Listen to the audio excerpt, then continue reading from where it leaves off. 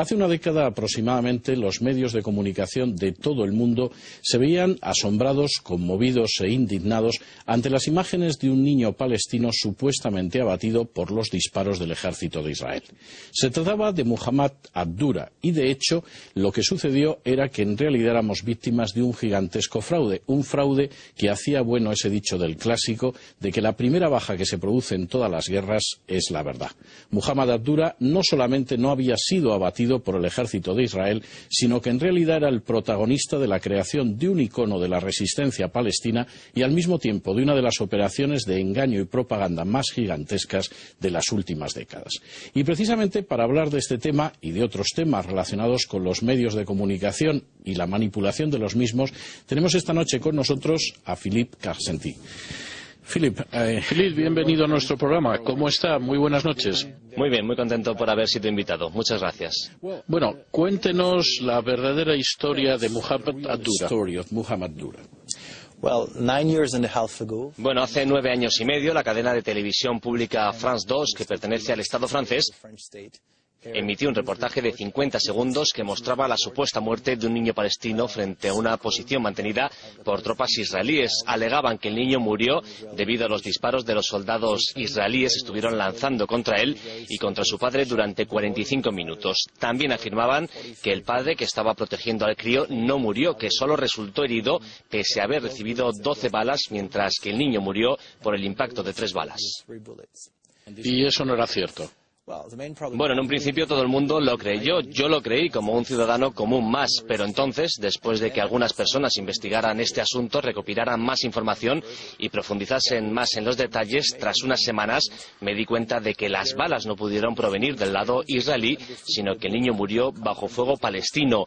Y unos meses después concluí que, viendo hasta el final las imágenes del reportaje de France 2, no solo era que el niño no muriese a causa de las balas israelíes, sino que ciertamente el niño nunca llegó a recibir ningún disparo. Fue una absoluta farsa, un teatro, un engaño total. ¿Y por qué se representó ese engaño? ¿Fue propaganda? Sí, fue una herramienta de propaganda diseñada para despertar suspicacias contra el Estado de Israel, contra los judíos y contra el mundo occidental. Se produjo en el comienzo de la segunda intifada y la usaron para demonizar Israel y para tratar de ganar la guerra mediática. Bueno, pero estamos hablando de France 2, no es precisamente una cadena de televisión pequeña de algún remoto país. Se trata de un canal de televisión muy importante, de un país muy importante como es Francia. ¿Es realmente tan fácil engañar a los medios occidentales? Este vídeo fue realizado por un cámara palestino que estaba trabajando en Gaza. Por aquel entonces, este hombre colaboraba con la CNN y con France 2. Este cámara envió el material a la CNN y no se lo aceptaron. Le dijeron que no parecía real y que no lo iban a difundir. Pero France 2 sí tomó las imágenes. Charles Senderling, que es un periodista franco-israelí, se encargó del material original, desarrolló la historia, puso su voz para la narración y lo difundió. Dijo que no quería ganar dinero gracias a la muerte de un niño, así que lo ofreció a todas las televisiones del mundo, estando, eso sí, muy orgulloso de esta primicia. Así que fue así como nació este fraude. Bueno, ¿fueron realmente cándidos, muy inocentes, o es que tenían prejuicios contra Israel? Bueno, creo que este era el tipo de información que estaban buscando de antemano. Querían demonizar a Israel. Realmente pretendían representar a Israel como un Estado tipo nazi. Por eso estuvieron tan contentos. El responsable en origen es el cámara palestino Talal Abu Rahma, pero France 2 es mucho más responsable. Es decir, engañar a los medios occidentales es el objetivo del cámara palestino, pero es el trabajo de estos mismos medios comprobar los hechos y comprender que pueden intentar engañarles. Incluso ahora que saben que fueron engañados, siguen cubriéndolo con más mentiras. Así que lo realmente sorprendente para mí es que después de 9 años y medio, e incluso tras haber perdido el proceso judicial, aún siguen luchando para defender sus mentiras. Además, tienen a los medios franceses unidos para defenderles. France 2 me denunció por difamación información cuando dije que el reportaje era una infamia, un libelo, un documento falso. Cuando gané el juicio hace 2 años, Le Nouvel Observateur, que es uno de los grandes diarios franceses, publicó una carta firmada por 500 periodistas franceses diciendo que yo estaba equivocado porque no soy nadie y que Charles Enderlin tenía razón porque él es un gran periodista. Philip, has colaborado en la elaboración de un documental titulado Pallywood que cuenta la historia de cómo los palestinos realizan este tipo de fraudes propagandísticos y cómo son aceptados por los medios occidentales. Por ejemplo, yo recuerdo el caso de aquel palestino que supuestamente recibía un disparo de los israelíes, que era recogido por una ambulancia y que tras recorrer unos metros saltaba de la ambulancia y andaba y corría sin problemas. ¿Tú crees que los palestinos están ganando la guerra de la propaganda contra el Estado de Israel?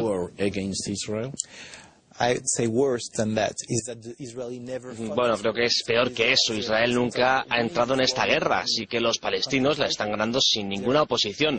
Lanzan más y más mentiras, por eso lo llamamos Pallywood, que es una mezcla entre Palestina y Hollywood. Y lo que vemos todos los días en las noticias, casi todo lo que sale en las noticias proveniente de allí, no es cierto. Lo hemos estado comprobando.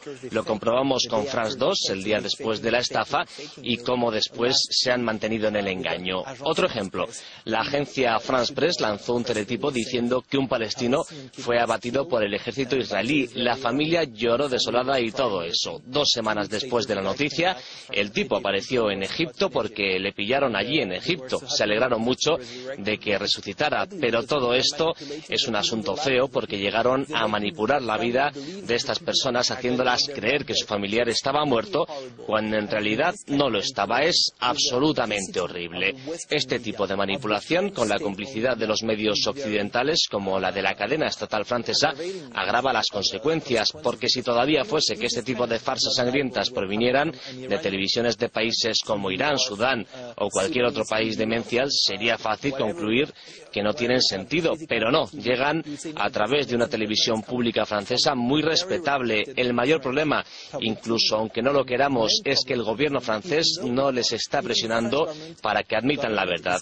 ¿Y sabes lo que es peor aún? Charles Enderlin, el responsable de esta sangrienta estafa, fuese tan grande, ha sido condecorado con la Legión de Honor por el gobierno francés. Así que se le está premiando por su difamación, por acusar de crimen ritual a Israel. Es una locura. Comprendo, has mencionado este asunto del crimen ritual. Bueno, esa es una vieja acusación que se ha venido arrojando sobre los judíos a lo largo de la historia de Occidente. Creo que es algo muy triste, pero que no se puede negar. ¿Crees que el hecho de que se acepte este tipo de informaciones, estas manipulaciones informativas, implica que está resurgiendo el antisemitismo en Occidente? Permítame corregirle, no es un resurgimiento, es simplemente otra forma de manifestarlo. No se puede creer que Hitler haya hecho imposible ser antisemita. El antisemitismo no es algo tan pasado de moda, aunque hayan pasado 70 años. Ahora ha encontrado otra manera, otras palabras, otro diseño para expresarse. Sigue ahí. Como le comentaba, se mantiene al acecho para pescar este tipo de información, para demonizar a Israel y a los judíos. No pueden soportar lo israelí, no pueden soportar a los judíos, incluso peor, desean la muerte de los judíos.